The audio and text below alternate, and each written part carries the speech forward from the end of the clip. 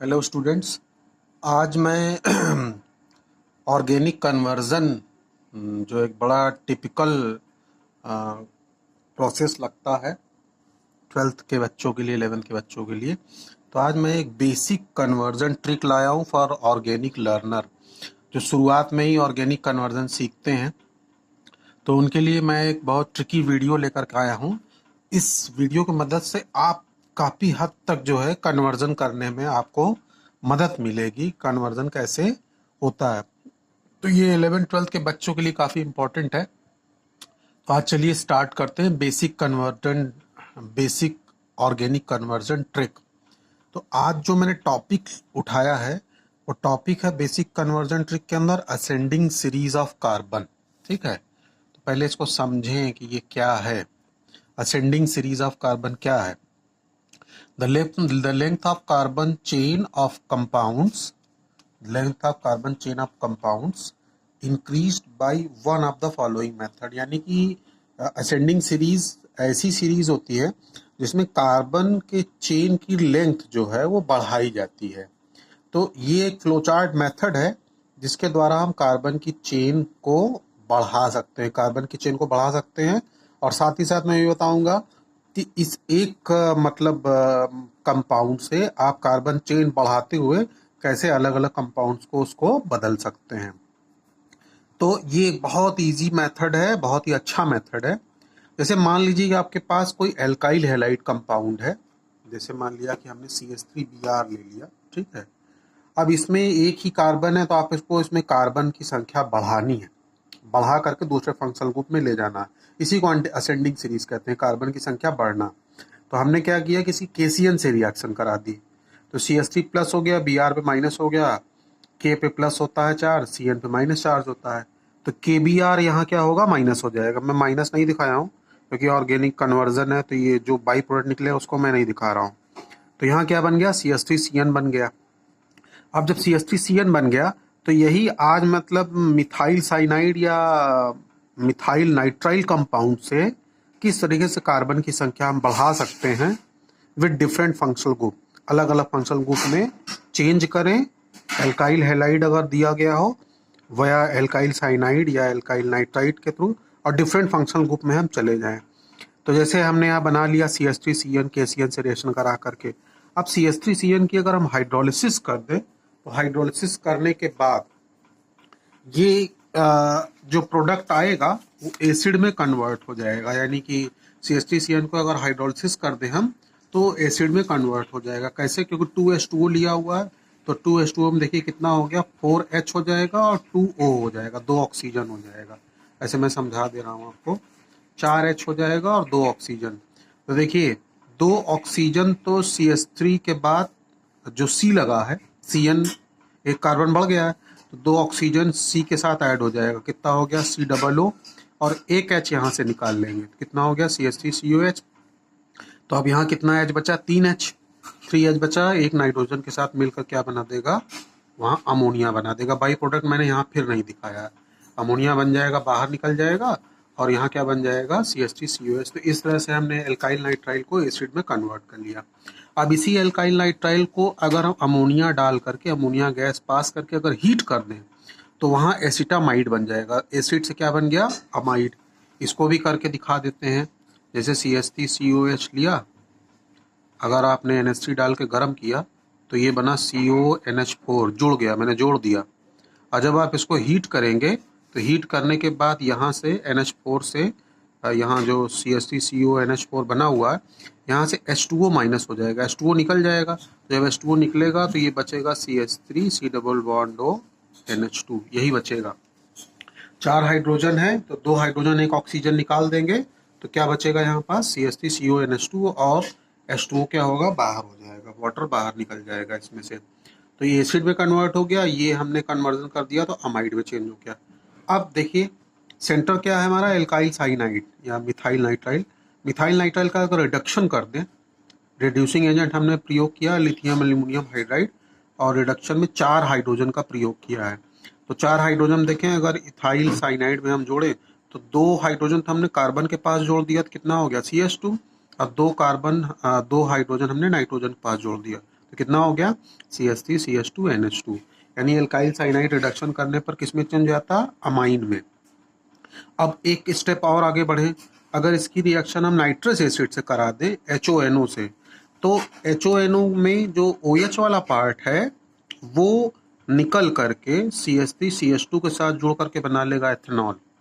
HONO का जो OH वाला पार्ट है वो CH3 CH2 के साथ जुड़ करके बना लेगा एथेनॉल, और यहाँ वाला जो नाइट्रोजन बचा हुआ है नाइट्रस एसिड वाला और इथाइल अमीन वाला जो नाइट्रोजन बचा है, दोनों मिल करके बना देंगे नाइट्रोजन मॉलिक्यूल, और ये वाली ऑक्सीजन और ये वाला हाइड्रोजन मिल क्या बना देगा, वाटर। तो देखिए किस तरीके से इथाइल नाइट्राइल की रिएक्शन नाइट्रस एसिड कराने पर क्या बन गया, एथेनॉल।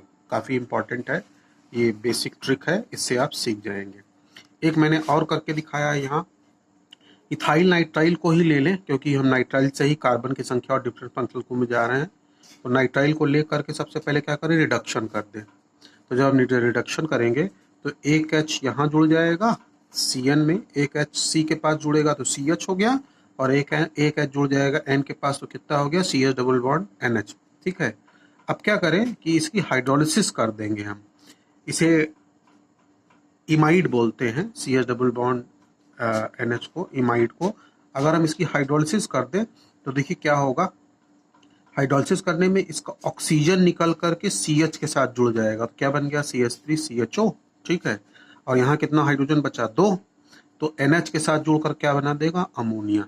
तो इस तरीके से हम इमाइड को हम एल्डिहाइड में चेंज कर सकते हैं। पहले रिडक्शन कराया साइनाइड को, फिर हाइड्रोलिसिस करा दी, तो हाइड्रोलिसिस में जब हमने कराया तो ऑक्सीजन निकल करके CH3 CH के साथ जुड़कर CHO बना दिया, और NH के साथ H2 जुड़कर क्या बना देगा, अमोनिया गैस।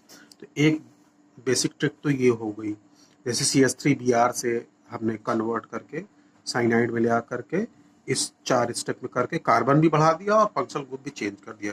एक दूसरा मेथड लिया मैंने सेम प्रोसेस में, मगर यहाँ मैंने अल्कोहल ले लिया है। एक दूसरे एग्जाम्पल में अल्कोहल को P+I2 के प्रेजेंस में रिएक्शन कराएंगे तो मिथाइल आयोडाइड बन जाएगा। ये बहुत कॉमन रिएक्शन है। और उसके बाद जब ये सेम प्रोसेस एक्वस KCN से रिएक्शन कराया तो क्या बन गया, CH3CN मिथाइल साइनाइड बन गया। अब इसी साइनाइड से कार्बन भी बढ़ाएंगे, फंक्शनल ग्रुप भी चेंज करेंगे। तो पहला मेथड देखिए, पहला मेथड अभी मैंने पीछे समझाया, हाइड्रोलिसिस कर देंगे तो क्या बन जाएगा, CH3COH, यहाँ मैंने बताया।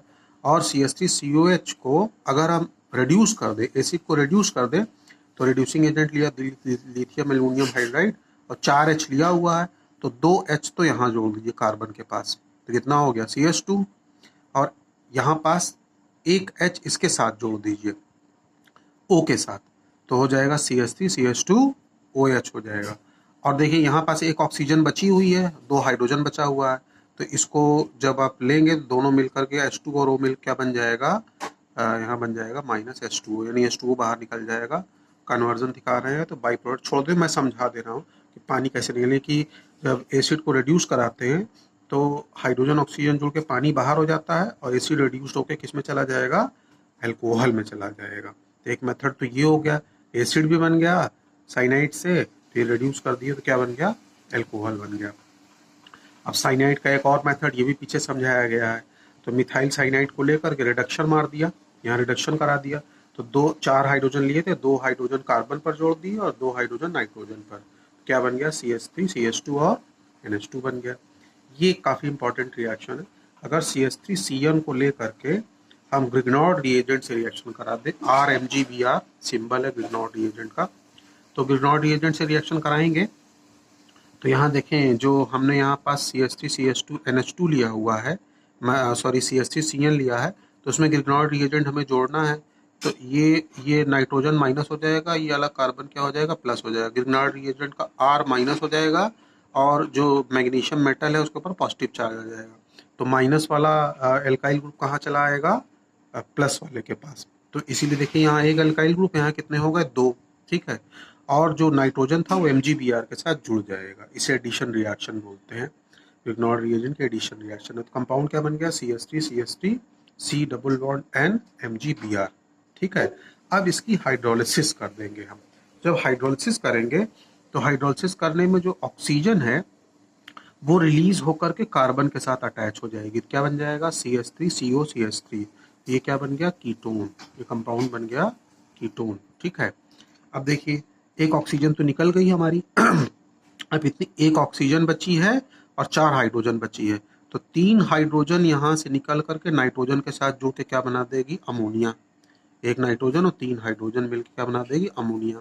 और एक हाइड्रोजन जो बची हुई है वो निकल करके ऑक्सीजन के साथ जुड़ जाएगा। अभी एक ही ऑक्सीजन जुड़ा है, एक ऑक्सीजन बचा था, तो एक ऑक्सीजन और ये जो हाइड्रोजन बचा हुआ है वो मिल करके OH हो जाएगा, बाई प्रोडक्ट निकल आएगा MgOH Br, इसको बोलते हैं मैग्नीशियम हाइड्रोक्सी ब्रोमाइड।